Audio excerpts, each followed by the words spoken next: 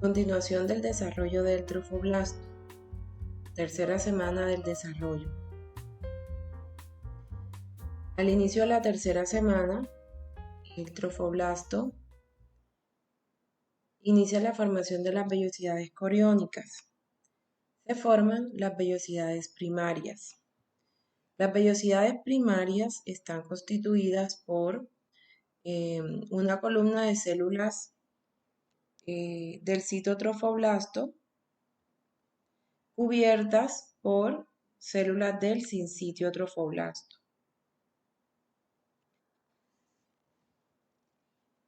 Las células del mesodermo extraembrionario que forman la placa coriónica, esta es la placa coriónica, estas células penetran al interior de la vellosidad y van creciendo hacia la decidua, es decir, hacia la mucosa endometrial decidualizada. En este momento se le conoce como vellosidad secundaria, ¿sí? Cuando las células mesodérmicas penetran en el núcleo de la vellosidad primaria. Se denominan vellosidades secundarias. Al final de la tercera semana, en el núcleo de la vellosidad secundaria, empiezan a desarrollarse pequeños vasos sanguíneos.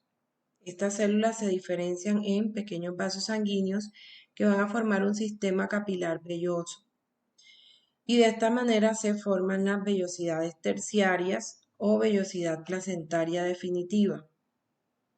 En esta imagen pues todavía no vemos vellosidades terciarias. Entonces esta sería una vellosidad primaria, un núcleo de células del citotrofoblasto rodeadas por células del sincitio trofoblasto. Aquí tenemos una vellosidad secundaria, ya tiene pues el núcleo mesodérmico y la vellosidad terciaria pues tiene un sistema vascular, ¿sí? Ya se han diferenciado en vasos sanguíneos. Esta es una vellosidad terciaria. Los capilares de las vellosidades placentarias definitivas o terciarias, estos capilares entran en contacto con aquellos que se desarrollan en el mesodermo de la placa coriónica. Estos capilares de las vellosidades terciarias entran en contacto con los capilares del mesodermo de la placa coriónica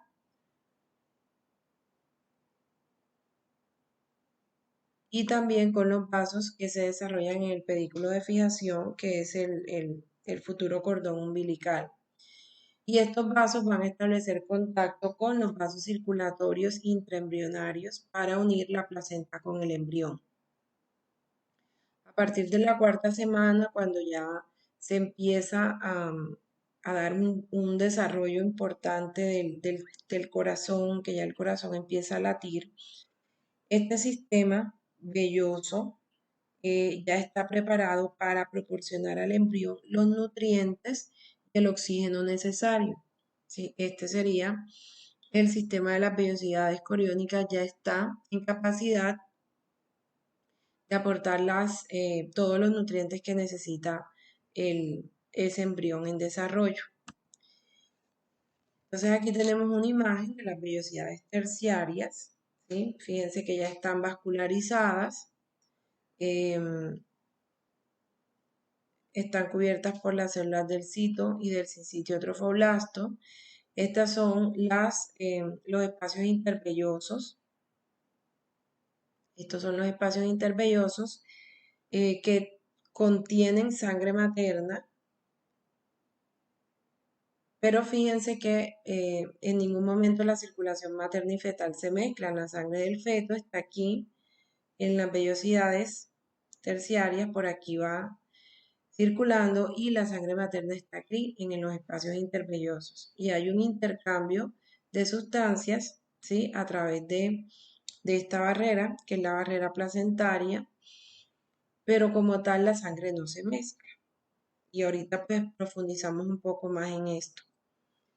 Entonces, como pueden ustedes observar en esta imagen, las células en este momento las células del citotrofoblasto, ellas empiezan a crecer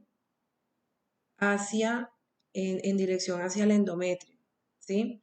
Y ellos van penetrando de forma paulatina en medio de las células sincitiales hasta alcanzar el endometrio materno, que es lo que observamos aquí. Entonces, esta capa de células del citotrofoblasto va rodeando la totalidad del trofoblasto, ¿sí? La totalidad de la placenta, y va a unir con firmeza el saco coriónico al tejido endometrial de la madre. Entonces hay como un cambio aquí. Al inicio era el sincitio trofoblasto, cuando iniciaba el proceso de implantación, era el que tenía esa capacidad de invadir la mucosa endometrial. Ahora, ya cuando se va dando el desarrollo de las vellosidades terciarias, que ya pues están vascularizadas, también hay un cambio en digamos, en las células del trofoblasto, ¿sí? En este momento, las del citotrofoblasto penetran en medio de las células del sincitio y son las células del citotrofoblasto las que van a llegar hasta la mucosa endometrial y van a mantener unido el saco coriónico al tejido endometrial de la madre. Se conocen como vellosidades de anclaje o vellosidades troncales, las que se extienden desde la placa coriónica, esta es la placa coriónica, hasta la decidua basal, o sea, hasta la mucosa endometrial decidualizada. Esas son las vellosidades de anclaje, ¿sí? Las que, digamos, llegan, o sea, están muy cerca de la placa decidual.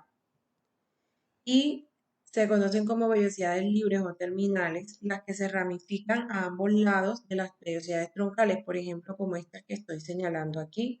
Estas serían vellosidades libres o terminales. Y estas vellosidades son importantes porque en ellas participan en el intercambio de nutrientes y de otros factores. Del día 19 o 20, el embrión se une a su capa trofoblástica mediante el pedículo de fijación. Entonces vemos aquí ya el pedículo de fijación, que es el futuro cordón umbilical. Entonces, ya entre el día 19 o 20 el embrión está unido a su capa trofoblástica, ya mediante el pedículo de fijación bien desarrollado. Bueno, esta etapa de la gastrulación es una etapa muy sensible a las malformaciones teratogénicas. Los teratógenos son sustancias que pueden afectar el desarrollo de las poblaciones de células en la vida embrionaria. Dentro de los teratógenos encontramos, por ejemplo, el alcohol en altas dosis. Cuando una mujer en embarazo en estas primeras etapas consume grandes cantidades de alcohol, esta sustancia puede destruir las células de la línea media anterior del disco germinal, ¿sí?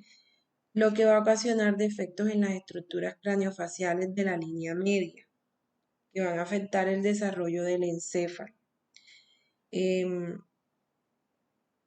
Puede presentarse también, por ejemplo, un prosencéfalo pequeño relacionado con los ventrículos laterales fusionados en uno solo y los ojos están muy cerca el uno del otro, que es lo que se conoce como hipotelorismo, ¿sí? Entonces, las estructuras que están en la línea media se desarrollan muy poco porque hay muerte de las células de esta zona de la región cefálica relacionadas con el alcohol. Entonces, esto es lo que se conoce como holoprosencefalia, que está caracterizada por una deficiencia de tejido en la línea media. Entonces, los ojos están fusionados, sin oftalmia, no se desarrolla adecuadamente la nariz, la cabeza es estrecha, el encéfalo es pequeño, con un solo ventrículo, ¿sí? Entonces, que constituye la holoprosencefalia. Y esto está relacionado con la pérdida de células en la línea media. Bueno, esto está relacionado con mutaciones en Sony Hedgehog, que es uno de los genes implicados en el desarrollo de la línea media, también por alteración en la biosíntesis de colesterol y por exposición de la madre a altas dosis de alcohol en la tercera semana del desarrollo. No solamente el alcohol, pueden ser otras sustancias, pero el alcohol pues se ha asociado con este defecto. Fíjense que la tercera semana del desarrollo es apenas el momento en que una mujer puede percatarse de que está en embarazo. Y fíjense ya todo lo que está aconteciendo en este embrión. Entonces, eh, las mujeres que de pronto que tienen vida sexual activa, que no están planificando, en cualquier momento pueden estar en un embarazo y exponer, obviamente pues sin querer eh, al embrión, exponerlo a alguna sustancia teratogénica porque desconoce su estado de embarazo. Bueno, la gastrulación tiene lugar aproximadamente 4 semanas a partir de la última menstruación, ¿sí? Y tal vez en este momento aún no se haya dado cuenta que está embarazada.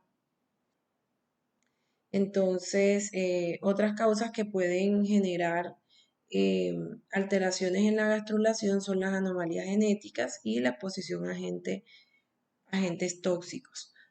Una alteración de este periodo, una alteración importante de la gastrulación es la disgenesia caudal o sirenomelia, en la cual no hay suficiente mesodermo en la región más caudal del embrión. Entonces, todas las estructuras de la región caudal del embrión, las extremidades, los genitales, por ejemplo, no se forman correctamente, ¿sí? Entonces, estas alteraciones en el desarrollo del mesodermo caudal afectan la formación de las extremidades inferiores, del sistema urogenital y de las vértebras lumbosacras.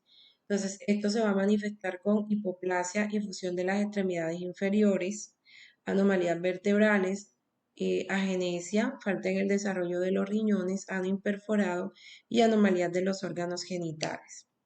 Aquí tenemos imágenes de dos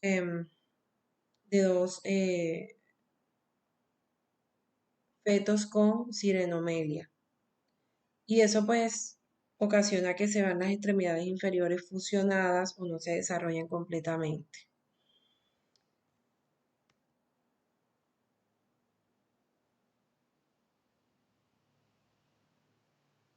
Bueno, entonces también pueden relacionarse la alteración de la gastrulación en mujeres con diabetes, ¿sí? Y también por otras causas. En los ratones se han encontrado em, que las anomalías en los genes brachyury-T y en Gray-T producen un fenotipo similar, ¿sí? A este fenotipo, ¿sí? A una deficiencia en la formación del mesodermo caudal. Bueno, algunas, hay algunos tumores que pueden estar asociados también con la gastrulación. Recordemos que la gastrulación inicia con la aparición de la línea media y que la línea media es una zona donde las células epiblásticas empiezan a migrar y cuando pasan a través de la línea media, estas células cambian sus características fenotípicas eh, y migran hacia otras regiones del disco embrionario, como se los comentaba en clases anteriores. Entonces, ¿qué pasa? Que como la línea media es una zona por donde confluyen muchas células y las células cambian sus características fenotípicas, si en algún momento dado, por alguna razón, quedan, digamos, restos de la línea primitiva, Aquí en esta zona van a quedar grupos de células pluripotenciales, ¿sí? Y estas células al proliferar van a producir unos tumores. Obviamente, pues al proliferar, em, digamos, después de que debió haber desaparecido la línea media, incluso desde la vida fetal hasta la vida adulta, estas células pueden proliferar. Entonces, estas células proliferan y van a producir unos tumores que se conocen como los teratomas, sacrococcigios, pero pueden aparecer en otras zonas de la línea media del cuerpo. Y hay algunos que están asociados con las gónadas. ¿Sí? Hay teratomas de los ovarios, de los testículos, y están estos teratomas sacrococcigios también, que están relacionados con el hecho de que queden células de la línea media en esta zona. Estos teratomas sacrococcigios son los tumores más frecuentes de los recién nacidos. Em, y aquí tenemos un ejemplo de los teratomas sacrococcigios. En algunos casos alguno de los componentes del teratoma puede malignizarse. Son más frecuentes en los fetos femeninos y los teratomas tienen tejidos derivados de las tres capas embrionarias, ectodermo, mesodermo y endodermo, que en la mayoría de los casos son maduros, son bien diferenciados, pero también puede haber teratomas con componentes inmaduros.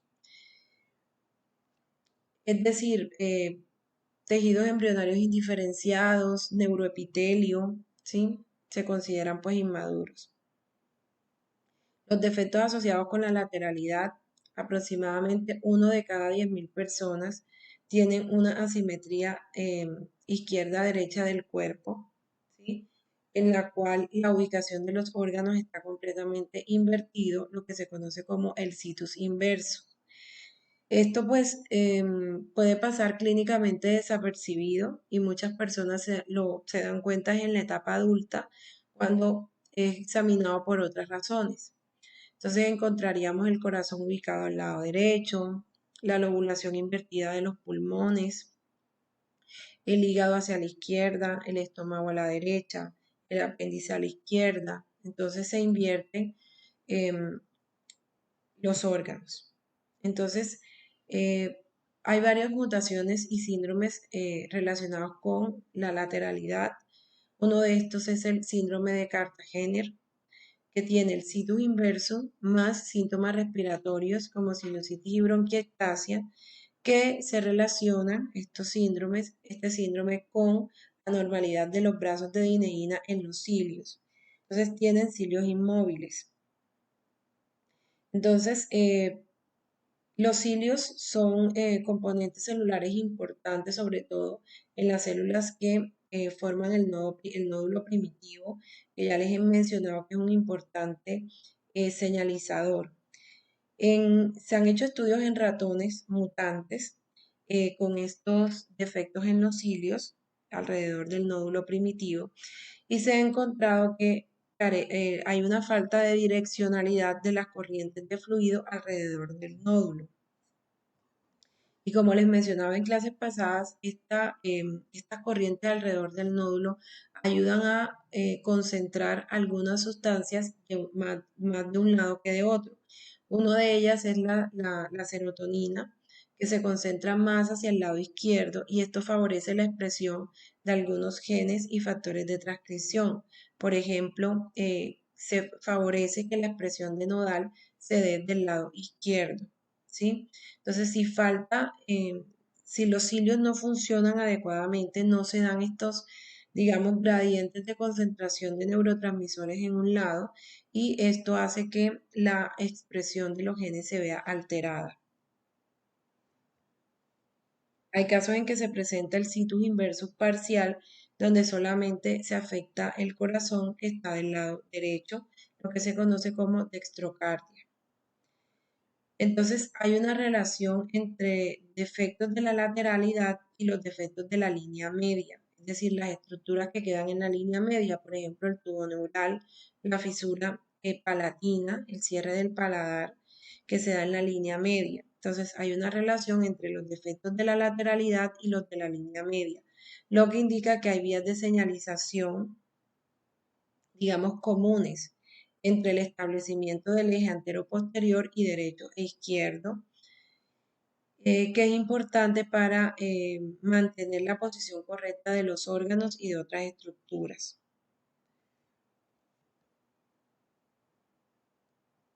Bueno, ya les había mencionado también cómo las alteraciones en la concentración de serotonina se relaciona con el situs inverso y otros defectos cardíacos.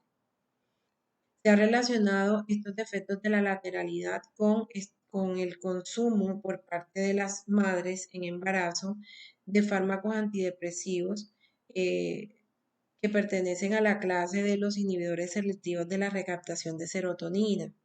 Son medicamentos muy utilizados en el tratamiento de la depresión.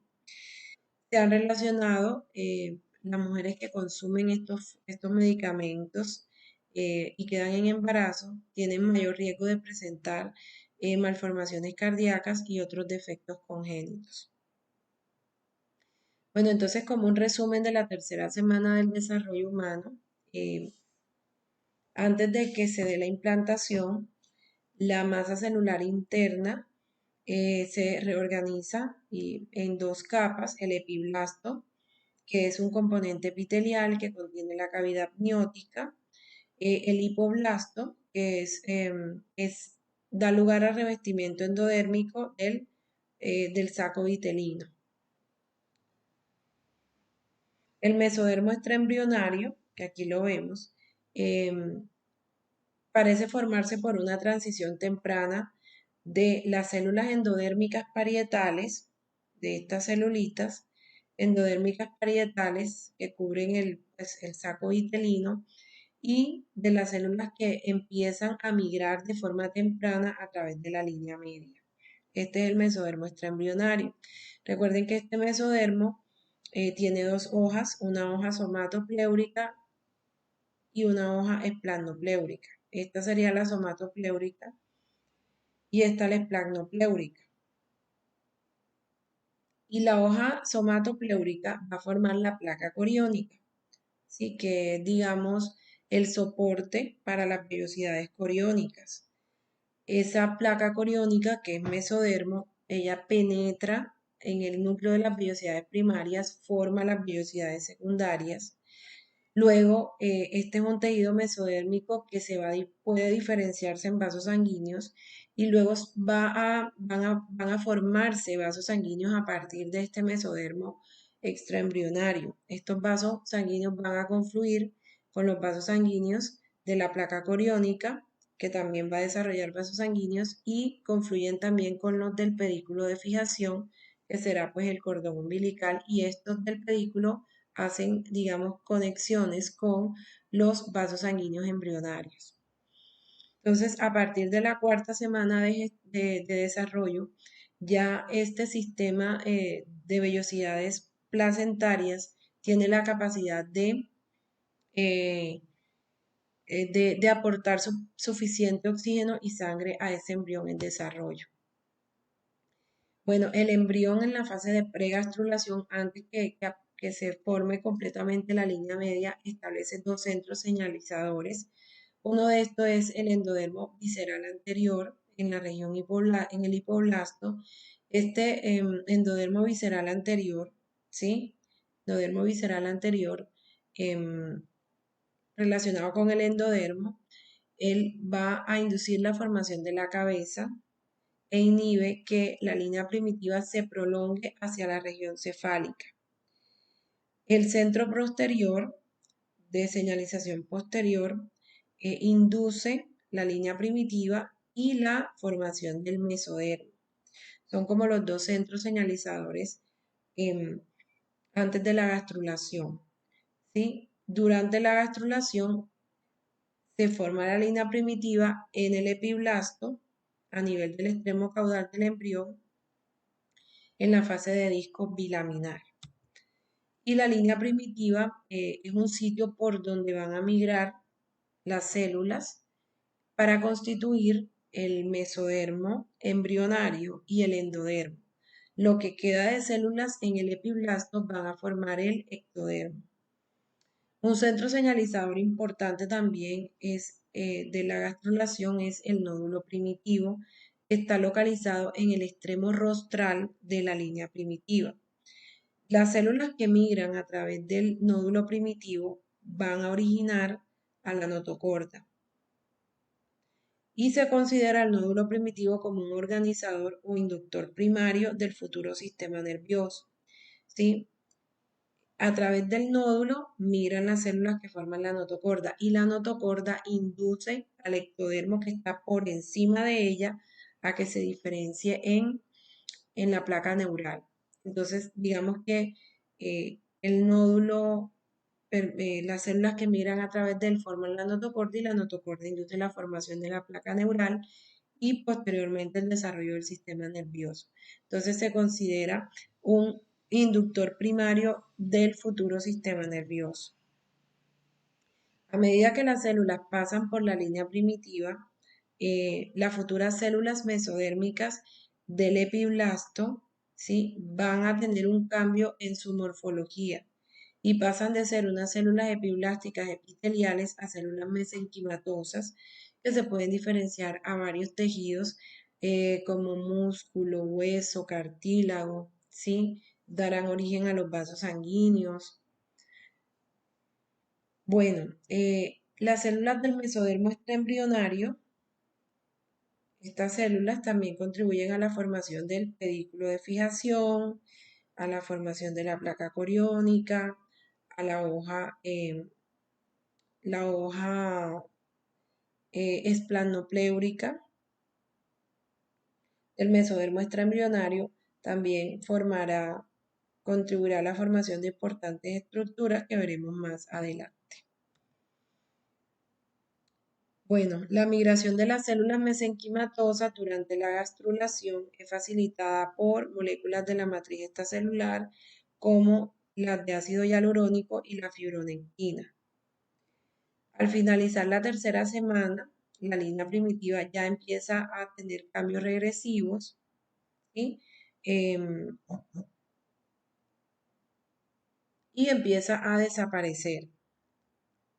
Si persisten células de la región de la línea primitiva, si no involuciona esta zona y persisten células en este sitio, pueden aparecer los teratomas sacrococcígeos, que son los tumores más frecuentes en los recién nacidos. El desarrollo del mesodermo, la inducción del mesodermo se da incluso antes de la inducción neural. Fíjense que les he estado hablando mucho acerca del mesodermo y todavía no hemos hablado de desarrollo de la placa neural. Entonces se dice que la inducción del mesodermo se da antes de la inducción neural. Ciertos factores de crecimiento como BG1 y activina son importantes para la inducción del mesodermo. Y la notocorda es importante para la inducción de estructuras axiales como el sistema nervioso y los somitas. Los somitas son masas de mesodermo que están ubicadas alrededor de la notocorda. La formación de la cabeza es coordinada por el endodermo visceral anterior, que hace parte del endodermo de la región cefálica y también por la placa precordal. La placa precordal es un grupo de células del mesodermo embrionario que migran de forma muy temprana y se ubican en la región cefálica y forman esa placa, ¿sí? Que es la placa, aquí está, la placa precordal, se localiza muy cerca de la membrana bucofaríngea y es un importante también coordinador para la formación de la cabeza.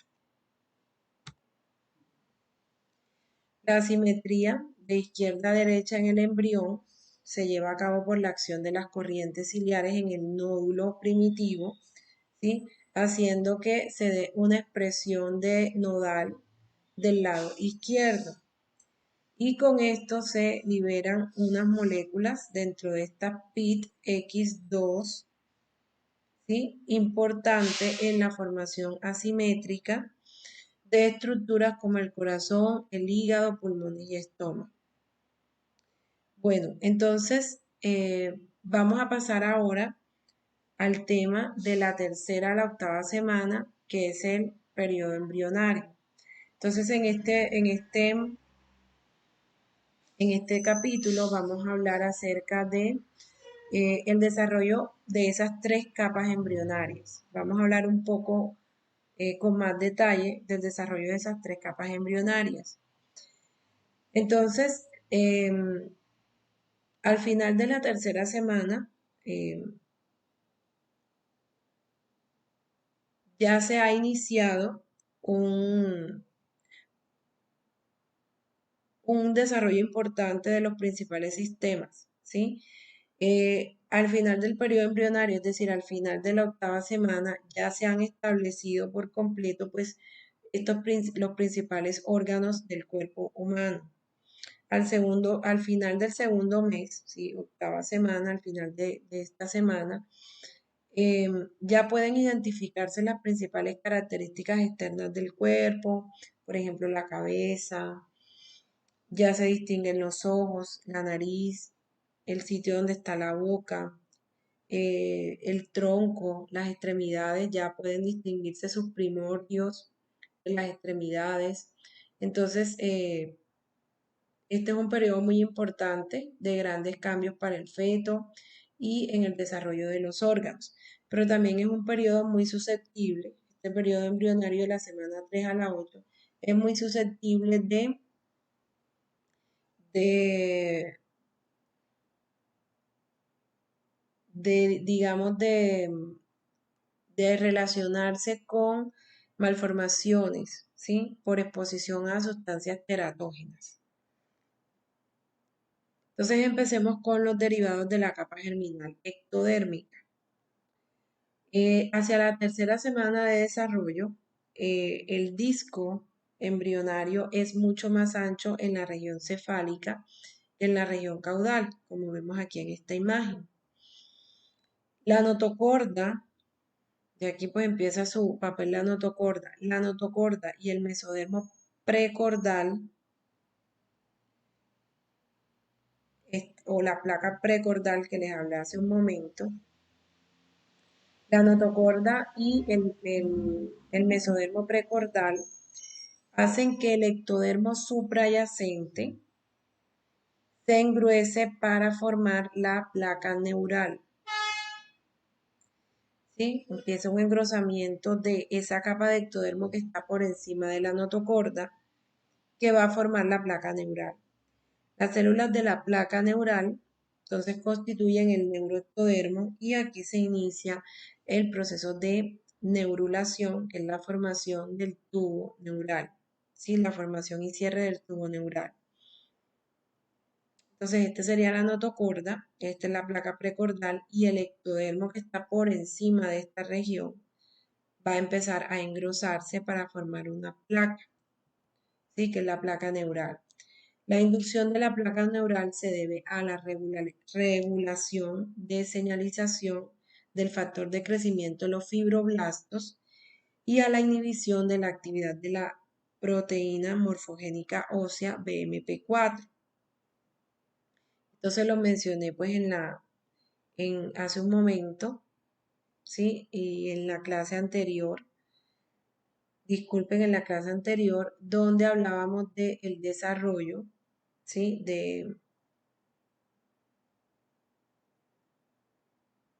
Y la señalización que ocurre a nivel del disco embrionario. Entonces, para que se dé el desarrollo de la placa neural, entonces participa el factor de crecimiento de los fibroblastos y la inhibición de la actividad de la proteína morfogénica ósea BMP4. Bueno, entonces la placa neural continúa su proceso de engrosamiento y va a producir el tubo neural. Entonces, el alargamiento de la placa neural y del eje corporal se da por el fenómeno de extensión convergente. El proceso está regulado por señales que se desplazan por la vía de la polaridad de las células planares. Este tema lo pueden revisar, está en el video del tema de señalización, de principios de señalización. allí se toca el tema de el fenómeno de extensión convergente, polaridad de células planares. Entonces, la placa neural empieza a alargarse y sus bordes laterales se elevan y forman los pliegues neurales. Entonces, en medio de estos pliegues, ellos empiezan a levantarse, queda como un surco, ¿sí? Que es el surco neural. Miren aquí cómo ya se va formando el surco. Entonces, la placa se engruesa y sus bordes comienzan a elevarse, ¿sí? La placa se va engrosando y sus bordes se van elevando. Entonces, es como si empezara a formarse un conducto que va a empezar a cerrarse, ¿sí? Que va a empezar a cerrarse.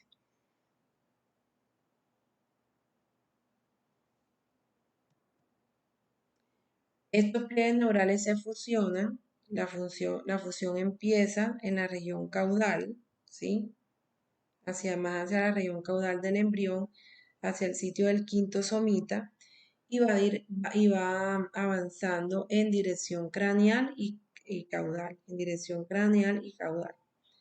Empieza a darse pues esta fusión. Como se va formando un tubo, entonces él va a tener dos orificios, uno en cada extremo, que será el neuroporo anterior o craneal y el neuroporo posterior. El neuroporo craneal se cierra aproximadamente en el día 25 y el neuroporo posterior se cierra unos pocos días después, el día 28. Cuando se forma el tubo neural, se cierran los neuroporos, ya se termina el proceso de neurulación. La neurulación es el proceso que convierte la placa neural, ¿sí? Una placa en un tubo. Y este tubo va a quedar cubierto por el ectodermo de superficie, ¿sí? Él se cierra y se va eh, se sumerge, por decirlo así, en ese disco embrionario, ¿sí? Entonces se va sumergiendo y él queda cubierto por el ectodermo de superficie. Inmediatamente se cierra el tubo neural, se completa el cierre se va cerrando el tubo y se cierra el neuroporo anterior, ya inicia el proceso de diferenciación en cerebro y médula espinal, ¿sí? Antes del final de la cuarta semana, las principales regiones del cerebro se hacen evidentes, ¿sí? En este momento tan temprano de la gestación, el sistema nervioso tiene tres componentes, que son prosencéfalo, mesencéfalo y rombencéfalo. Y ya antes del final de la cuarta semana, ya estos se hacen evidentes. También antes de que finalice la cuarta semana, las neuronas y las células gliales ya comienzan a diferenciarse del neuroepitelio. Aquí tenemos en esta imagen unas células que son bastante importantes y fundamentales para el desarrollo de muchas estructuras en el desarrollo embrionario, ¿sí? Y son las células de la cresta neural, ¿sí? Las células de la cresta neural son las células que quedan como en el borde superior del tubo neural, del surco neural. Las vemos aquí, estas celulitas de color verde, fíjense que son como las de los extremos del tubo neural que van como en contacto, que siguen estando como en contacto con el ectodermo de superficie, y las vemos aquí. Y cuando se cierra el tubo neural, fíjense que ellas quedan como en medio del tubo neural y del ectodermo. Entonces quedan como diferenciadas. No hacen parte del tubo neural, tampoco hacen parte del ectodermo de superficie. Y quedan como en la mitad de las dos, en medio de este mesodermo que está en desarrollo. Estas células pasan por una transición epitelio-mesenquimatosa al salir del neuroectodermo. y estas celulitas van a iniciar procesos de migración y desplazamiento para entrar en el mesodermo. Entonces, estas células de la cresta neural son muy importantes y estas células van a formarse desde la región cefálica hasta la región troncal. ¿Sí? En las regiones cefálicas van a ser muy importantes para formación de, por ejemplo, los huesos de la cara en cuanto a la región cefálica, ¿sí? Formación de huesos de la cara, por ejemplo. Pero en la región troncal también van a ser importantes para formar estructuras como las glándulas suprarrenales, por ejemplo. Entonces, la participación de estas células es fundamental, muy importante. Ellas ayudan también en la formación del corazón.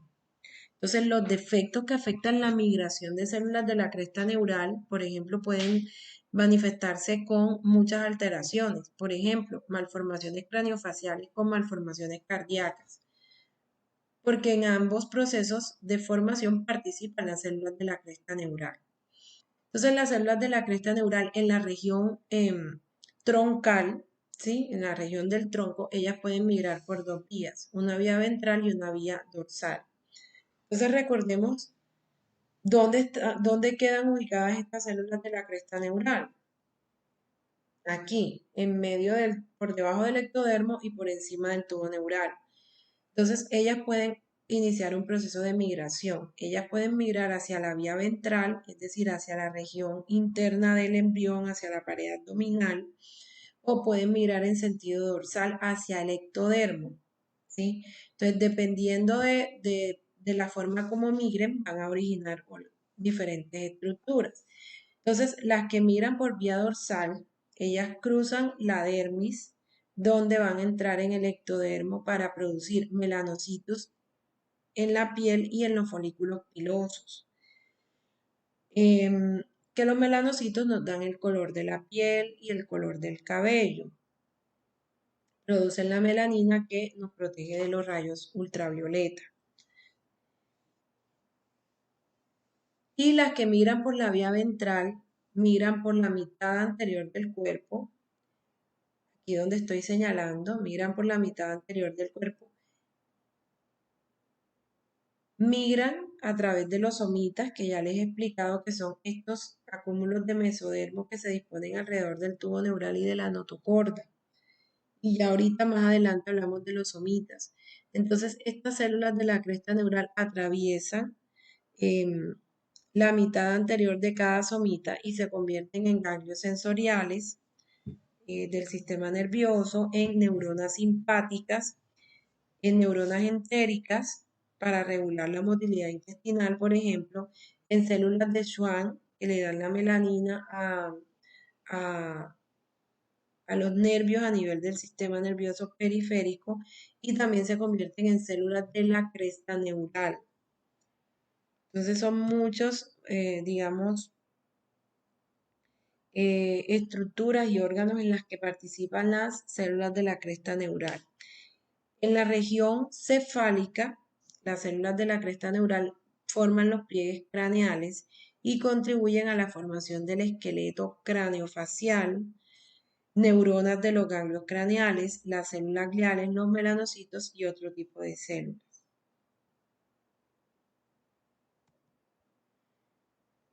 En la regulación molecular de la inducción de la cresta neural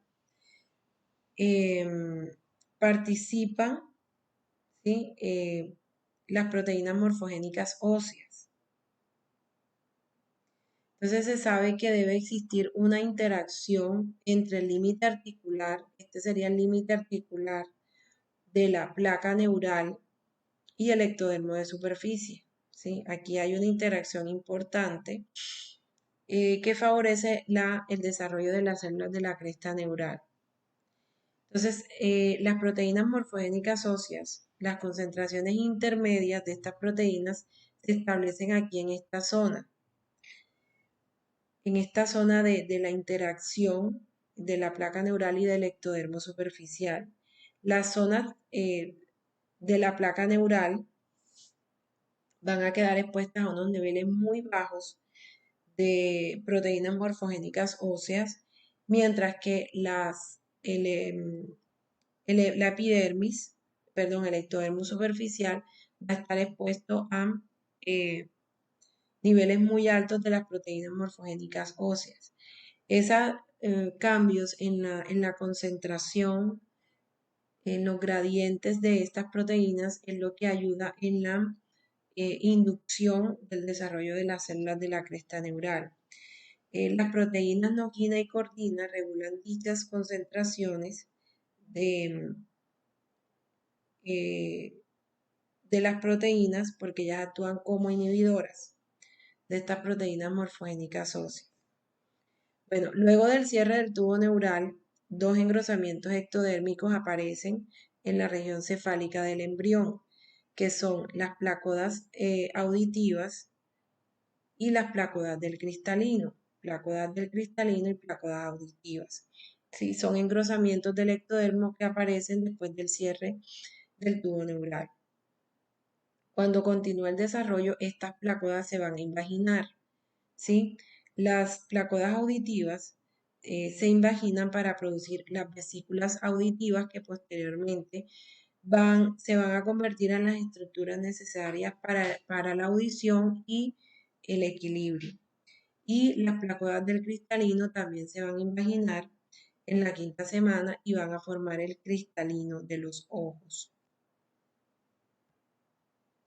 La capa germinal ectodérmica entonces da origen a los órganos y estructuras que nos mantienen en contacto con el mundo exterior. El sistema nervioso central, periférico, el epitelio sensorial del oído, la nariz y los ojos, y la epidermis, incluido el cabello y las uñas. Además, da origen a las glándulas subcutáneas, a las glándulas mamarias, a la hipófisis y al esmalte de los dientes. Entonces, estos son derivados de la capa germinal ectodérmica. Bueno, ahora vamos a continuar con los derivados de la capa germinal mesodérmica.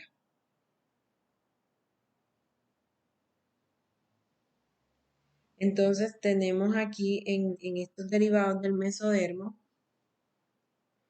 encontramos que a partir del día 17,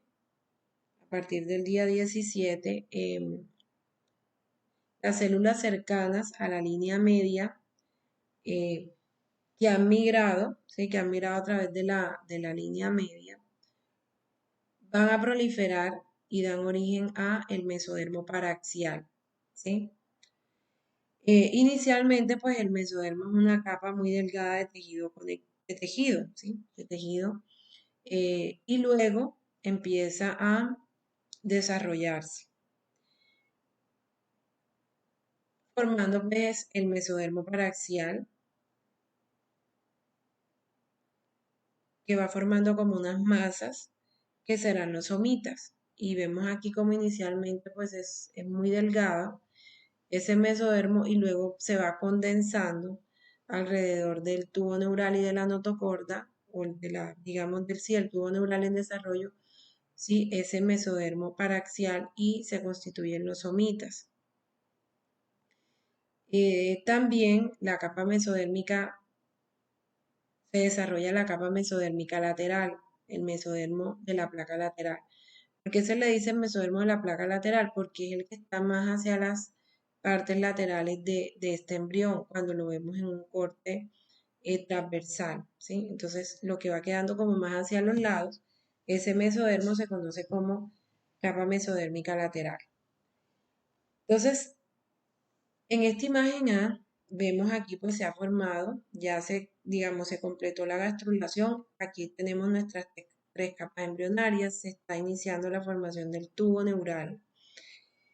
Y recuerden que aquí a los lados, aquí hay un mesodermo extraembrionario, ¿sí? Aquí hay un mesodermo extraembrionario esta hoja del mesodermo extraembrionario, recuerden que la hoja es planopléurica, ¿sí? Porque la somatopléurica es la que está formando la placa coriónica. Entonces aquí nos queda una hojita esplagno-pleurica del mesodermo extraembrionario y aquí en medio del endodermo y del ectodermo eh, tenemos al mesodermo. Entonces el mesodermo que está alrededor del eje de la línea media se conoce como mesodermo paraxial y el mesodermo que va quedando hacia los extremos es el mesodermo de la placa lateral. Entonces, fíjense que aquí vemos hacia arriba que está la cavidad amniótica y acá abajo está la cavidad, el saco vitelino definitivo. El saco vitelino es definitivo, ¿sí? Y ambos están cubiertos por em, la hoja, ¿sí? La capa esplanopléurica del mesodermo extraembrionario. Aquí no está el pedículo de fijación, pero más o menos por aquí estaría el pedículo de fijación. Entonces, ese mesodermo de los lados, ¿sí? Hacia los lados se conoce como, está lateral al mesodermo paraxial, se conoce como mesodermo de la placa lateral.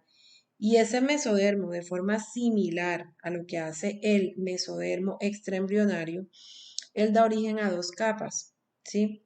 Una capa mesodérmica somática o parietal, que se va a continuar con el mesodermo extraembrionario que cubre el amnios o cavidad amniótica, que recuerden que es esta de aquí arriba, ¿sí? Entonces, esa capa mesodérmica somática o parietal del mesodermo de la placa lateral se continúa con el mesodermo extraembrionario y va a recubrir el amnios, la cavidad amniótica.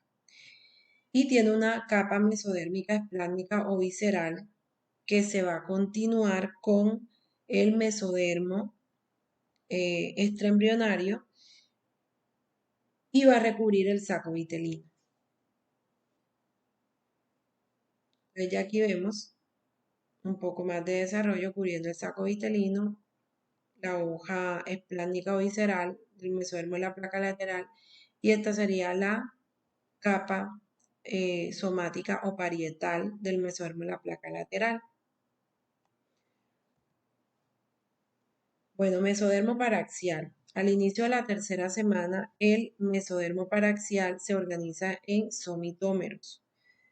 ¿Sí? Somitómeros son como unas masas de células mesodérmicas. Ellas confluyen y forman estas estructuras esféricas que son los somitómeros.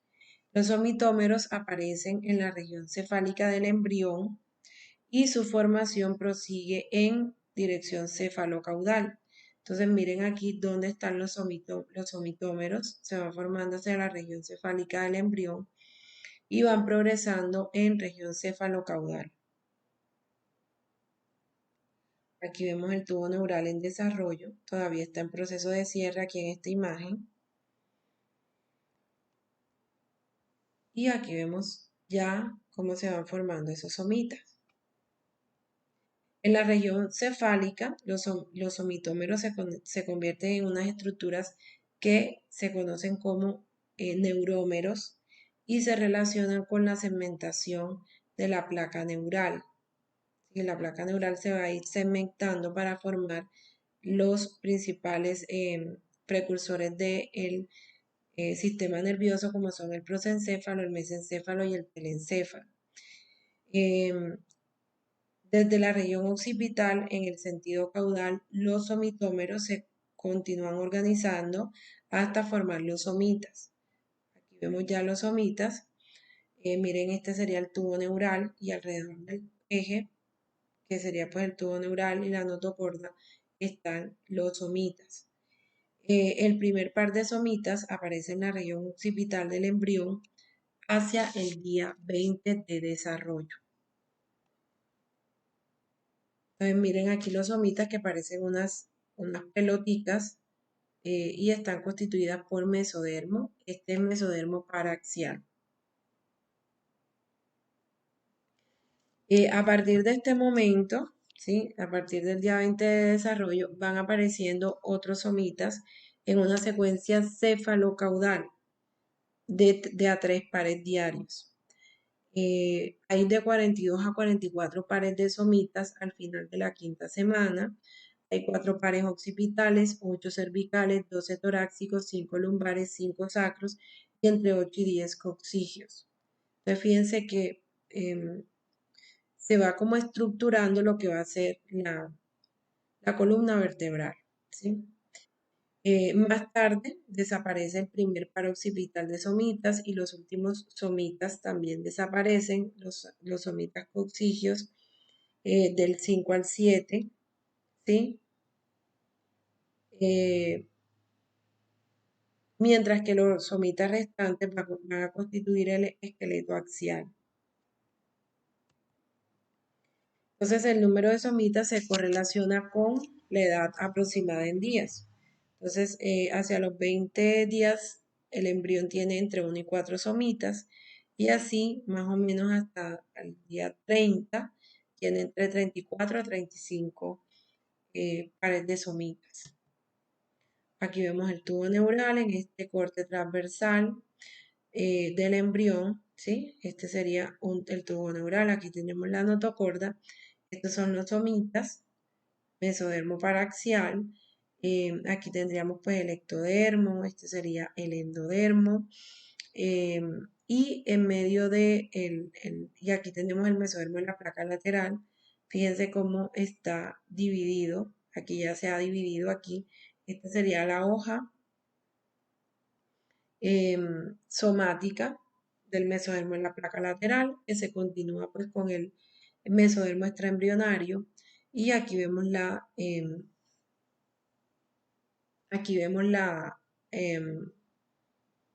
hoja visceral del mesodermo en la placa lateral. Y aquí en medio de estas dos hojas del mesodermo en la placa lateral, ahí se va viendo un espacio, ¿sí? Ese espacio va a ser la cavidad corporal del embrión, ¿sí? La cavidad que tenemos dentro. La cavidad donde posteriormente pues, se van a ir ubicando los órganos a medida que se van desarrollando. En cuanto a la regulación molecular del desarrollo de los somitas, participan miembros de las vías de señalización Notch y WNT, ¿sí? Que se van expresando en un patrón oscilatorio en el mesodermo presomita. Bueno, entonces la formación de los somitas implica la formación, la transformación de bloques de células mesenquimales en grupos de células epiteliales. Entonces,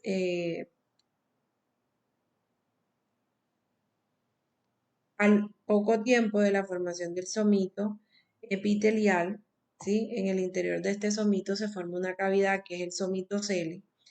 Entonces, en la parte ventromedial, o sea, esta parte de aquí que queda más cerca de la notocorda y del tubo neural, ellos van a experimentar un estímulo inductivo por parte de las moléculas de señal Sony Hedgehog y Nogina que se originan a partir de la notocorda y de la pared ventral del tubo neural, ¿sí? Estos somitas están rodeados por una lámina basal, tienen una cavidad que es el somitocele y ellos reciben estímulos provenientes de la notocorda y de la parte ventral del tubo neural.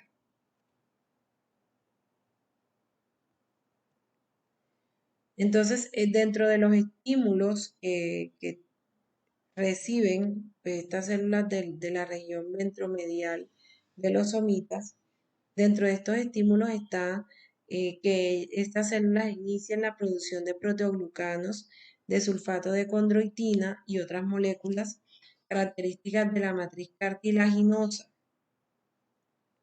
a medida que se van agrupando alrededor de la notocorda.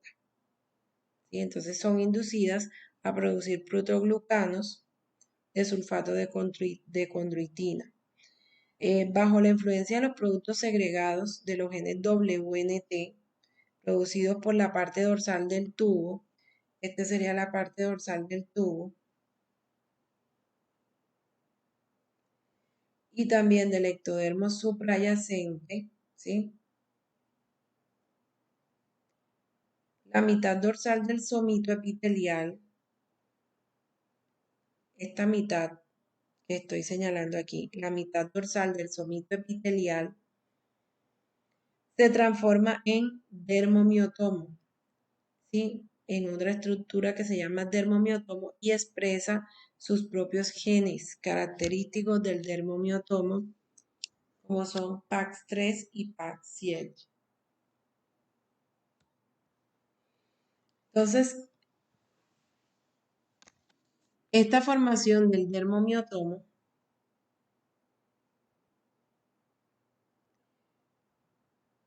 va a originar después una nueva diferenciación. Entonces,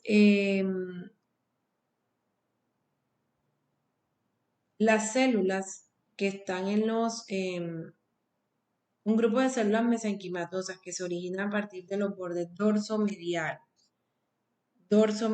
y ventrolateral del dermomiotomo, van a formar una capa de células que se conoce como dermatomo, ¿sí? Entonces, el dermomiotomo, las células de sus bordes dorsomedial y ventrolateral van a formar una capa que es el miotomo y va a quedar bajo el epitelio somítico restante. Entonces, aquí vemos el miotomo. Entonces, lo que quedó del dermomiotomo ahora se conoce como dermatoma. Entonces, inicialmente teníamos un dermomiotomo que su desarrollo se da en la parte del somita eh, que está más cerca al ectodermo. Y, y ese dermomiotomo en su desarrollo depende de WNT. Y luego los bordes de este dermomiotomo dorsomedial y ventrolateral van a formar una capa separada que es el miotomo, que va a quedar bajo el epitelio somítico restante, que se conoce como dermatoma. Entonces el dermomiotomo se diferencia en dermatoma y en miotoma.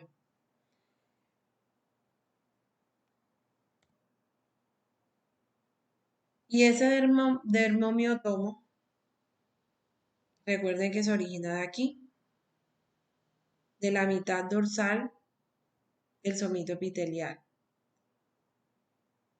Recordemos esto.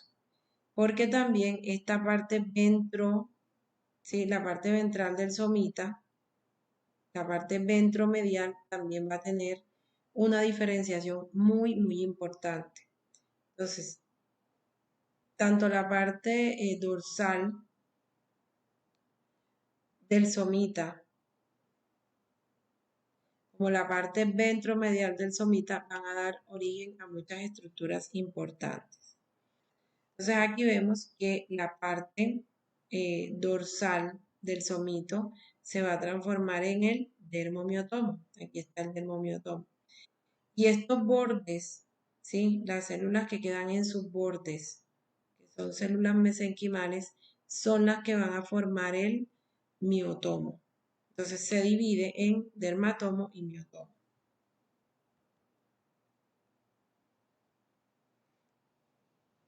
Bueno, entonces el dermatoma, ¿sí? Dermatoma va a formar la dermis, los músculos de la espalda, la pared corporal, músculos intercostales y algunos músculos de las extremidades, ¿sí? El dermatoma. Mientras que el miotoma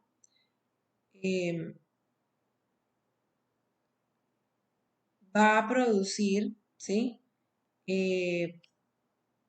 La mayor parte de la musculatura de la pared corporal, que son los músculos transversos y oblicuos, los músculos internos y externos del abdomen y la mayoría de los músculos de las extremidades.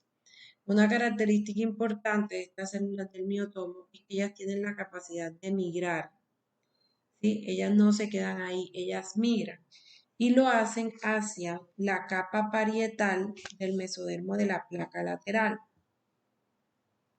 ¿sí? Y Al migrar hacia la capa parietal del mesodermo de la placa lateral, esta es la placa parietal. Aquí, al formarse, ellas van a ayudar a constituir la pared corporal. La pared corporal, la pared abdominal, ¿sí? Por la formación de los músculos transversos y oblicuos, internos y externos, importantes músculos abdominales y también la mayoría de los músculos de las extremidades.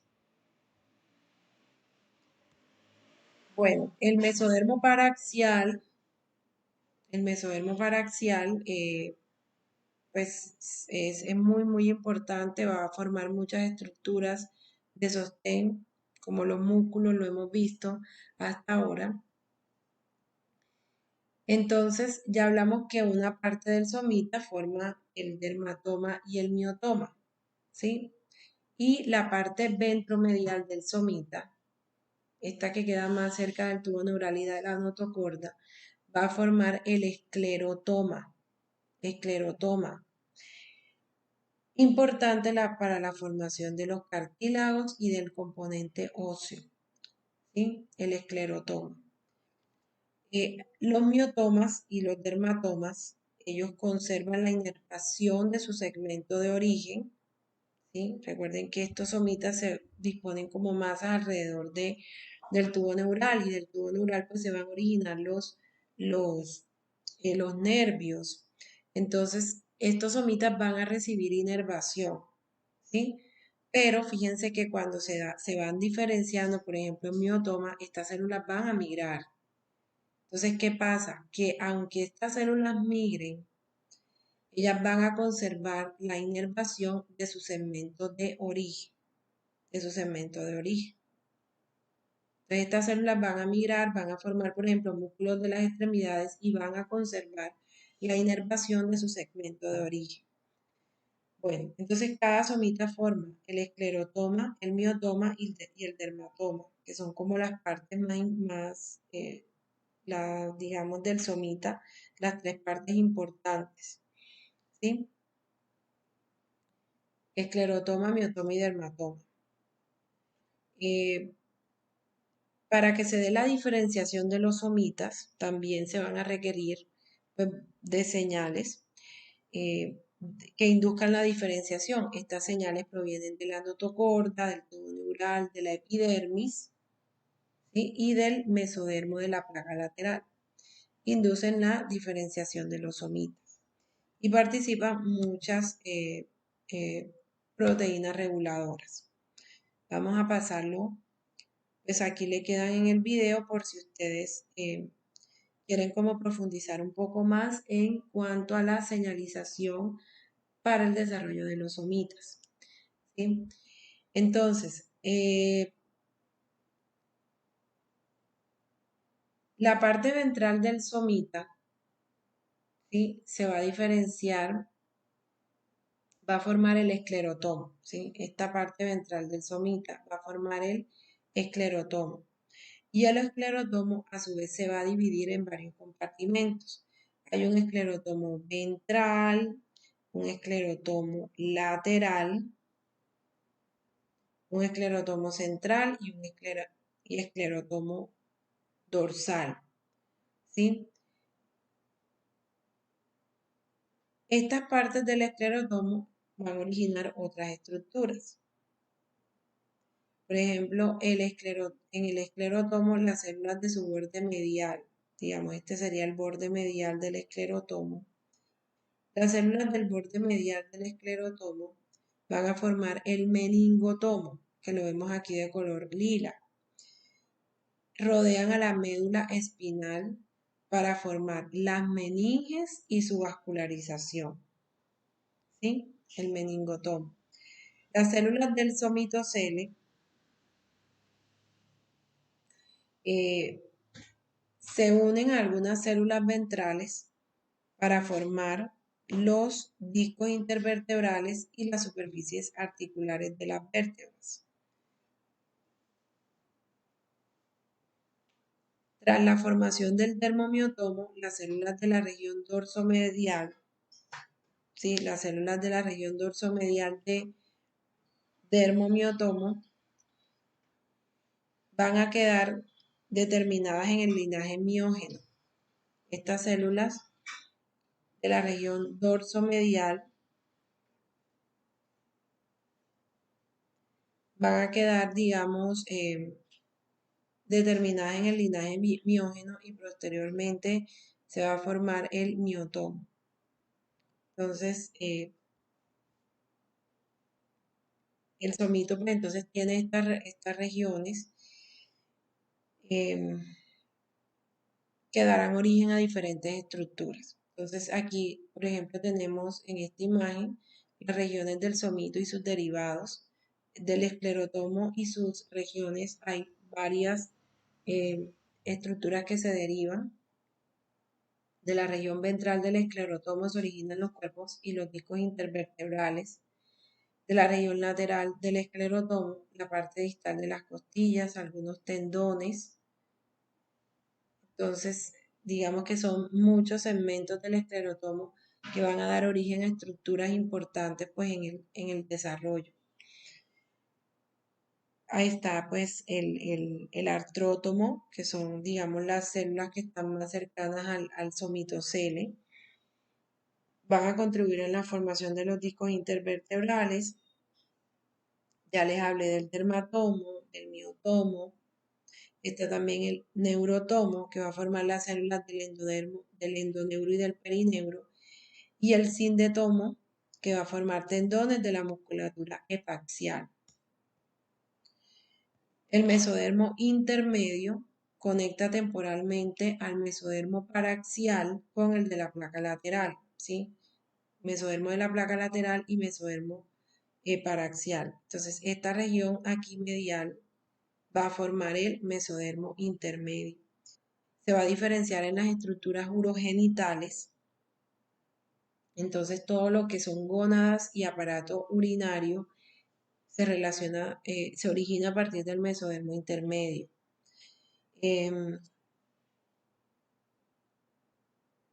Este mesodermo intermedio en la región cervical y torácica va a generar unas células segmentarias que serán los futuros nefrotomas que contribuirán a la formación de los riñones, mientras que en la región más caudal va a formar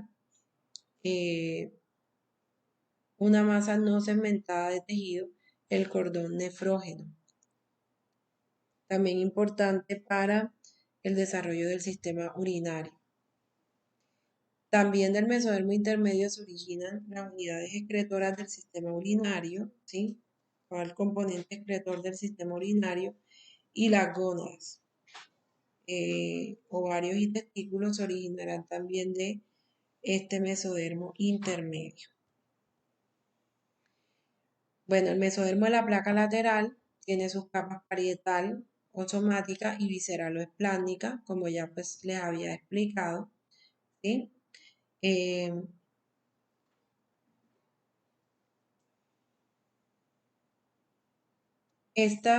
Digamos, estas capas van a revestir la cavidad intraembrionaria y rodean los órganos respectivamente. El mesodermo de la placa parietal,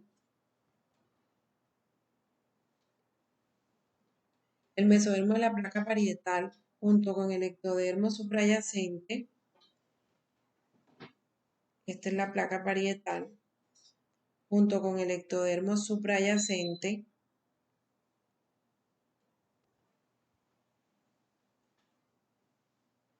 van a crear los pliegues de la pared lateral del cuerpo. Entonces aquí vemos, mírenlo aquí donde está. Este es el mesodermo de la placa lateral, la hoja parietal. Lo vemos aquí. Se continúa con el mesodermo extraembrionario. Y miren dónde queda el ectodermo suprayacente, queda por encima. Entonces, ese mesodermo de la placa parietal junto con el ectodermo suprayacente, miren aquí cómo van creciendo hasta que van a cerrar la pared del cuerpo. Entonces van a crear los pliegues de la pared lateral del cuerpo. Estos pliegues junto con los de la cabeza y los de la cola van a cerrar la pared ventral del cuerpo. Cierran la pared ventral. Entonces ya aquí está la pared corporal cerrada. Nos queda por fuera el ectodermo con la epidermis y por debajo vemos al mesodermo parietal. Entonces aquí se ha formado la pared corporal y este sería el embrión. El embrión está contenido dentro de la cavidad amniótica. El queda contenido en la cavidad amniótica.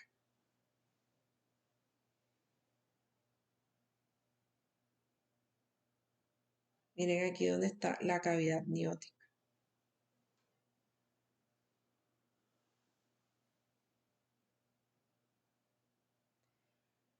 Bueno, después de la capa parietal, después la capa parietal del mesodermo de la placa lateral da origen a la dermis de la piel de la pared corporal y en las extremidades va a dar origen a los huesos, al tejido conectivo de las extremidades y del esternón.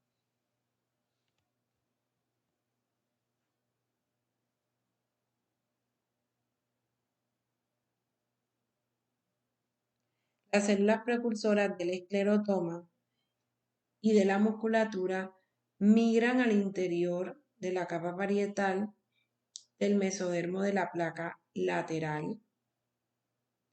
Recuerden que les mencioné hace un momento que estas células de los somitas migran, ¿sí? Y dentro de estas pues las del esclerotoma, y estas células son las que tienen la capacidad de diferenciarse en músculo, perdón, sí, en músculo también, en cartílago, en hueso. Entonces, estas células precursoras del esclerotoma y de la musculatura van a migrar al interior de la capa parietal del mesodermo de la placa lateral, ¿sí? Entonces, más o menos el mesodermo paraxial estaría aquí, las células van a migrar, las células del mesodermo paraxial migran, ¿sí? Y van a migrar aquí, hacia el interior de la capa parietal del mesodermo de la placa lateral para constituir los cartílagos costales, músculos de las extremidades y la mayor parte de los músculos de la pared corporal. La capa visceral del mesodermo de la placa lateral, que es esta es la capa visceral que se continúa con pues, la hoja esplanopleúrica del mesodermo extraembrionario y que rodea el saco vitelino. Esa capa visceral del mesodermo en la placa lateral, junto con el endodermo embrionario, va a producir la pared del tubo intestinal. Aquí lo vemos. Aquí va pues el saco vitelino. Entonces, al irse también cerrando la pared del cuerpo, se va cerrando, digamos, el endodermo se va también cerrando, se va cerrando para formar el tubo intestinal como lo vemos aquí. Y queda rodeado ese tubo intestinal por esta hojita, por la hoja visceral del mesodermo de la placa lateral. Y junto con el endodermo, esta hoja visceral del endodermo de la placa lateral, del mesodermo de la placa lateral, junto con el endodermo, van a formar la pared del tubo intestinal, que lo vemos aquí, el tubo intestinal.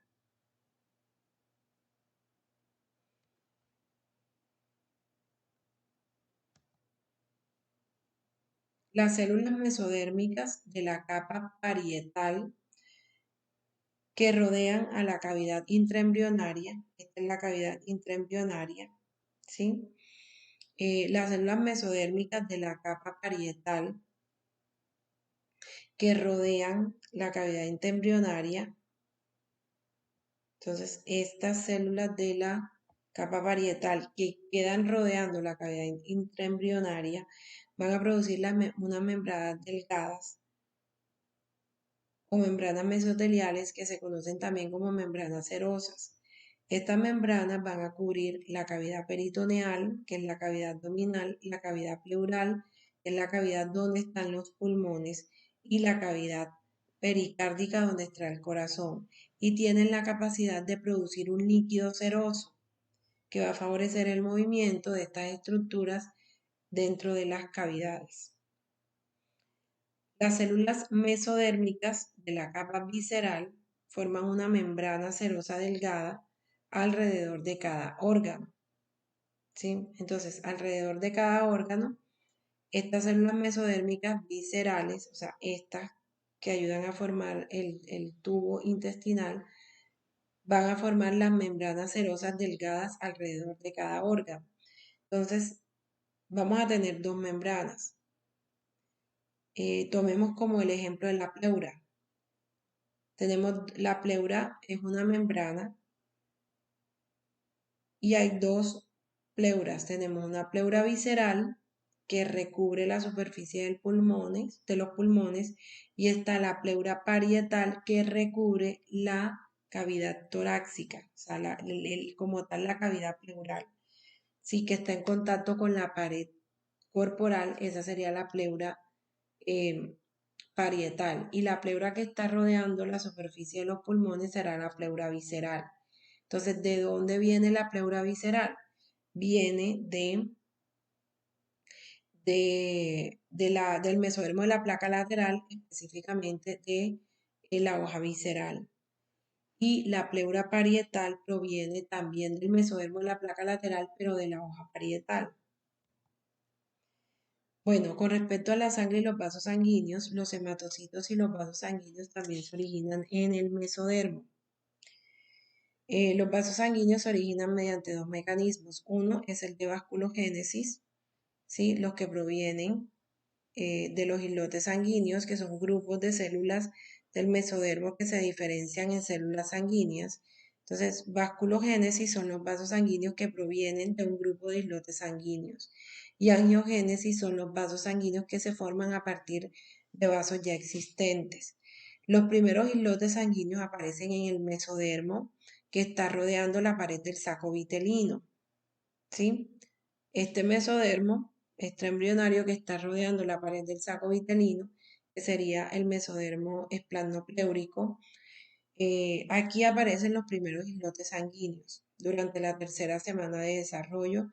Poco después van apareciendo en el mesodermo de la placa lateral y en otras regiones, pero inicialmente es en la pared que rodea al saco vitelino.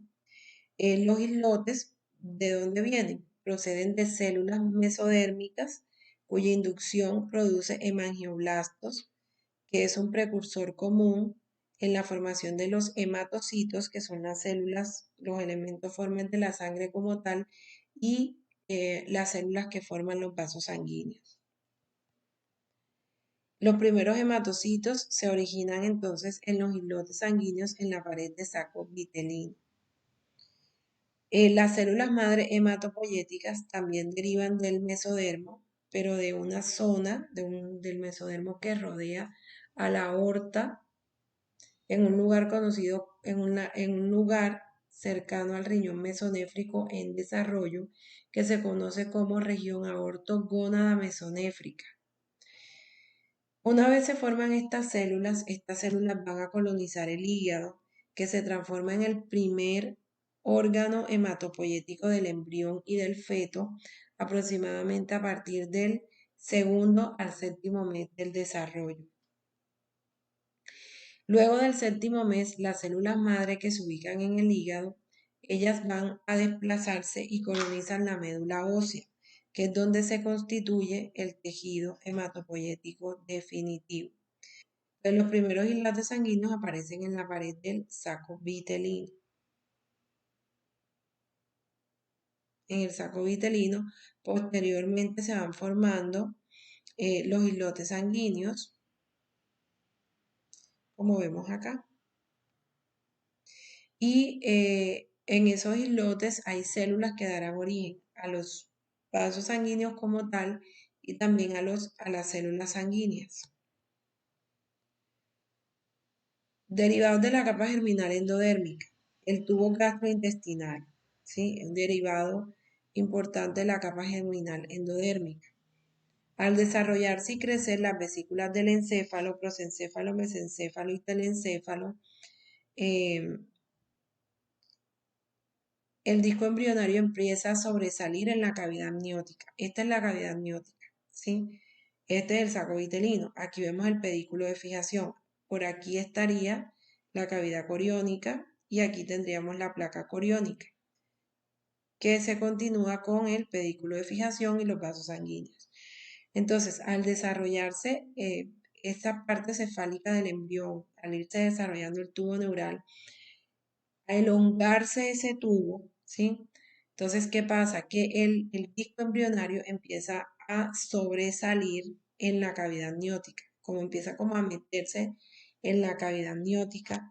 También el alargamiento del tubo hace que el embrión se pliegue hacia la posición fetal, que es con las rodillas, los miembros inferiores flexionados sobre el abdomen y la cabeza un poco, el mentón flexionado sobre el tórax, sobre el esternón. Esa sería la posición fetal. Entonces, al irse alargando el tubo neural, el embrión se va plegando hacia la posición fetal y en este plegamiento también influye que la región cefálica y caudal se van desplazando hacia la región ventral.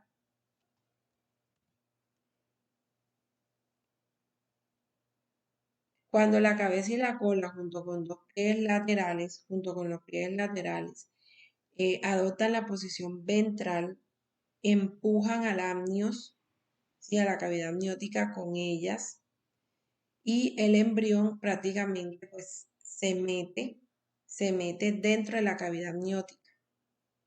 Lo vemos aquí, esta es la cavidad amniótica, va creciendo el embrión y hasta que él queda como en medio de la cavidad amniótica, ¿sí? Y vemos como el saco vitelino se queda por fuera. Mírenlo aquí donde está por fuera. La pared ventral se cierra por completo, excepto en la región umbilical, donde en esta región, aquí permanece unido el pedículo de fijación, mírenlo dónde está el pedículo de fijación y el saco vitelino. Vemos cómo se ha dado también el desarrollo del tubo intestinal. Ya tenemos un tubo intestinal formado que tiene un intestino anterior, medio y posterior. El intestino medio se comunica con el saco vitelino mediante un pedículo ancho llamado conducto del saco vitelino.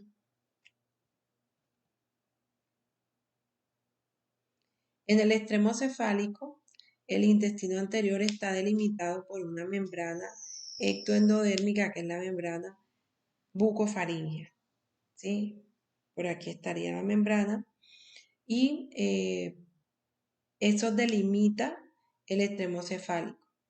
Esta membrana separa el estomodeo, la cavidad bucal primitiva derivada del ectodermo, ¿sí? De la faringe.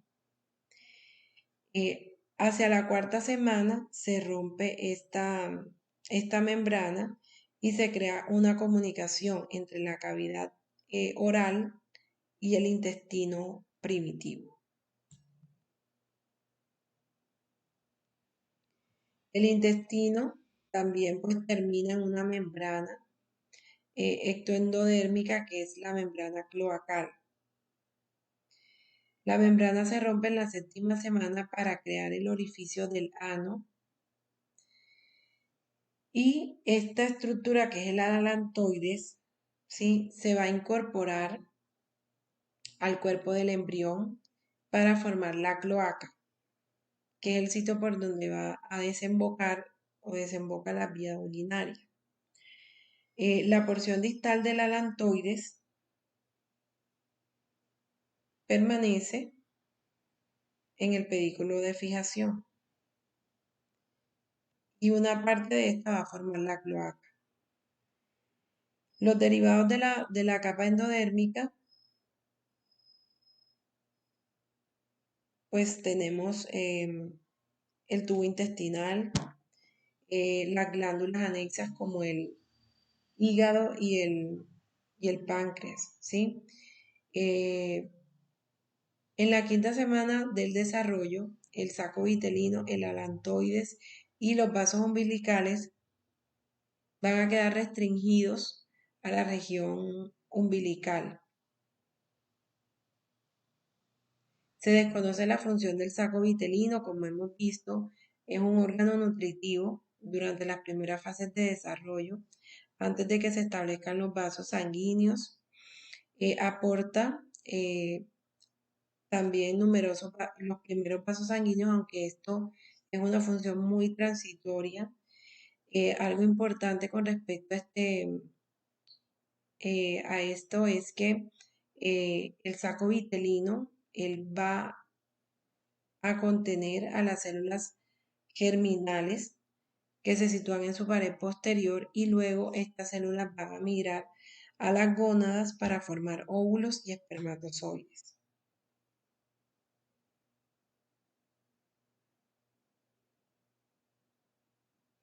Al proseguir el desarrollo, entonces, el endodermo dará origen al revestimiento epitelial del aparato respiratorio y del aparato respiratorio también va a constituir, dará origen al hígado y al páncreas, al parénquima de las glándulas tiroides y paratiroides, al estroma reticular de las amígdalas y del timo, al revestimiento epitelial de la vejiga urinaria y de la uretra y al revestimiento epitelial de la cavidad timpánica y del conducto auditivo.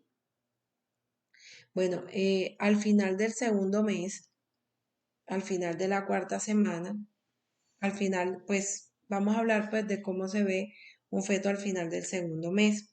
Al final de la cuarta semana ya el embrión tiene unos 28 somitas y en este momento, al final de la cuarta semana, las principales características de los fetos son los somitas y los arcofaringios. Aquí vemos, se ven los somitas, estos son los arcofaringios y esto es muy llamativo. En este momento, la edad del feto, ¿sí? Calculada mediante ecografía,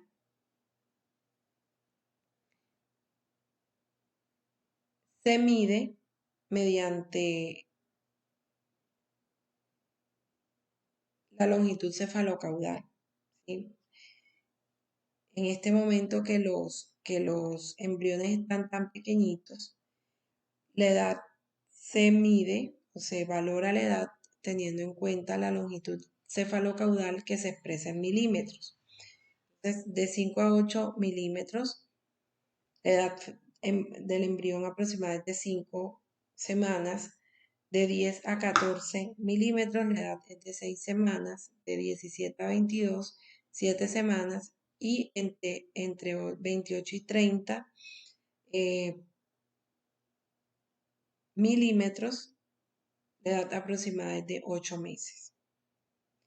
Entonces aquí vemos pues un embrión y se destacan de forma importante los somitas y los arcofaringios.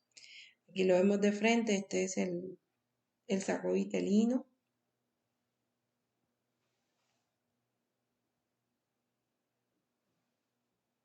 Entonces durante este periodo hay un aumento importante del tamaño de la cabeza, la aparición de las extremidades, la cara, las orejas, la nariz y los ojos. Al inicio de la quinta semana aparecen unas yemas, ¿sí? En forma de paleta, ¿sí? Estas son las yemas de las extremidades y aquí vemos las extremidades superiores y las extremidades inferiores. Las extremidades superiores se van a localizar en posición dorsal junto con la protuberancia pericárdica. Esto que estoy señalando aquí es la protuberancia pericárdica. Y estas paletas superiores se van a localizar en la posición dorsal con respecto a la protuberancia pericárdica que vemos aquí y también con respecto al primer somita torácico. Las extremidades inferiores también se desarrollan como unas paletas.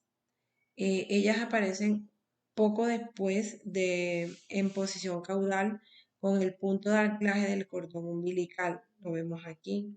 O sea, aquí caudal aparecen estos. Los vemos aquí.